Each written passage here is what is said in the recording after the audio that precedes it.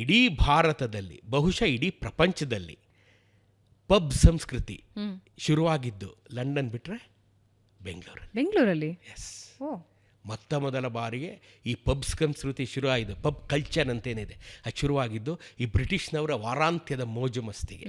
ಅದನ್ನು ಅವ್ರು ಬೆಂಗಳೂರಲ್ಲಿ ಶುರು ಮಾಡ್ತಾರೆ ಅಂದರೆ ಇವತ್ತಿನ ಬೆಂಗಳೂರು ಏನೇನೂ ಅಲ್ಲ ಅವತ್ತಿನ ಮುಂದೆ.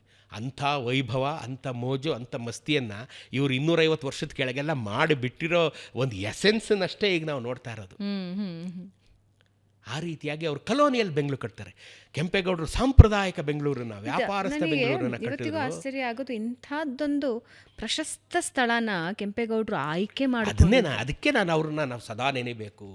ಕೆಂಪೇಗೌಡರನ್ನ ಯಾಕೆ ನಾವು ಸದಾ ನೆನೆಬೇಕು ಅಂದರೆ ಇದಕ್ಕೆ ಯಲಹಂಕ ಮಹಾನಾಡ ಪ್ರಭುಗಳು, ಆ ಕಡೆ ಕುಣಿಗಲ್ಲಿಂದ ಈ ಕಡೆ ಆನೆಗಳು, ಯಲಹಂಕ ಮಹಾನಾಡು ಅಂತ ದೊಡ್ಡದಾದಂಥ ರಾಜಧಾನಿ ಇಟ್ಕೊಂಡಿದ್ದಂಥವ್ರಿಗೆ ಕೆಂಪೇಗೌಡರಿಗೆ ಈ ಬೆಂಗಳೂರು ಕಟ್ಟಬೇಕು ಅಂತ ಕನಸು ಬಂತಲ್ಲ.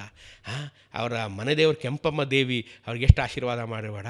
ವಿಜಯ ವಿರೂಪಾಕ್ಷ, ನಮ್ಮ ಹಂಪಿಗೆ ಹೋಗ್ತಾ ವಿರೂಪಾಕ್ಷ ಅವರಿಗೆ ಕೆಂಪೇಗೌಡರಿಗೆ ಏನು ಆಶೀರ್ವಾದ ಮಾಡಿರಬೇಡ. ಅದಕ್ಕೆ ನನಗೆ ಕೆಂಪೇಗೌಡರನ್ನ ಇನ್ನೊಂದಷ್ಟು ವರ್ಷ ಬದುಕಿರ್ಬೇಕಿತ್ತು, ನಮ್ಗೆ ಇನ್ನೊಂದಿಷ್ಟು ಕೆಂಪೇಗೌಡರು ಉದ್ಧಾರ ಆಗ್ಬಿಡ್ಬೇಕಿತ್ತು ಅಂತ ನಮಗೆ ಅಂತ ಯಾವಾಗಲೂ ನನಗೆ ಅನಿಸುತ್ತೆ. ಎಂಥ ಊರನ್ನ ಕೆಂಪೇಗೌಡರು ಕಟ್ಟಿದ್ರು.